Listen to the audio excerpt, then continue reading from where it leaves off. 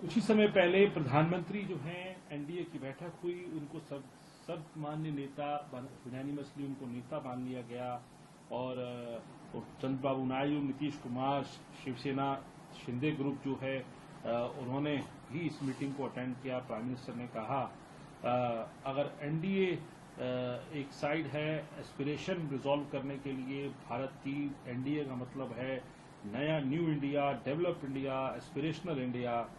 ये भी कहा कि जो मैंडेट है वो सिनेरियो है साफ तौर पे कि देश को एनडीए पर विश्वास है और जो 10 साल काम हुआ है वो जो है वो कमिटमेंट के साथ किया गया है। कांग्रेस को भी कहा कि जो कांग्रेस के जो 3 बार के अगर मिला ले नंबर, तब भी मौजूदा नंबर जो है बीजेपी के उसके बराबर में नहीं बैठे। देखिए, 2024 के चुनाव नरेंद्र मोदी के लिए व्यक्तिगत रूप से, राजनीतिक रूप से और नैतिक रूप से एक प्रचंड हार हुई है। ये कुछ भी कहें, जो उन्होंने नारा लगाया था 400 पार, वो पूरा नहीं हो पाया। मोदी की गारंटी, मोदी की गारंटी, मोदी ही मुद्दे बन गए थे। खुद अपने आप को उन्होंने मुद्दा बनाया, अपने आप को भगवान घोषित किया। तो इसीलिए मैं कहता हूं, ये 3 हार हुए हैं प्रधानमंत्री की: व्यक्तिगत हार, राजनीतिक हार और नैतिक हार। और अपने खुद के सीट में 1.5 लाख वोटों से कम से जीते हैं। कैसे वो कह सकते हैं मेरी जीत हुई है? ये मोदी की हार है। और अचानक ये एनडीए का जो भूत है, उन्होंने उनमें ऑक्सीजन फूंकने की कोशिश की है।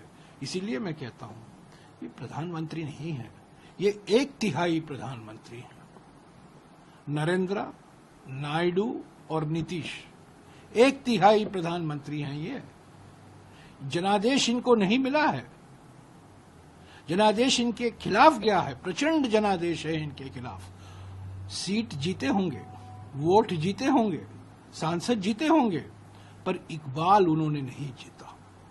जानते हैं, इकबाल जसवंत सिंह हमेशा अपने भाषण में कहा करते थे, नेता को और सरकार को इकबाल की जरूरत है, यानी कि वो लेजिटिमेसी की जरूरत है। वो नरेंद्र मोदी खो चुके हैं।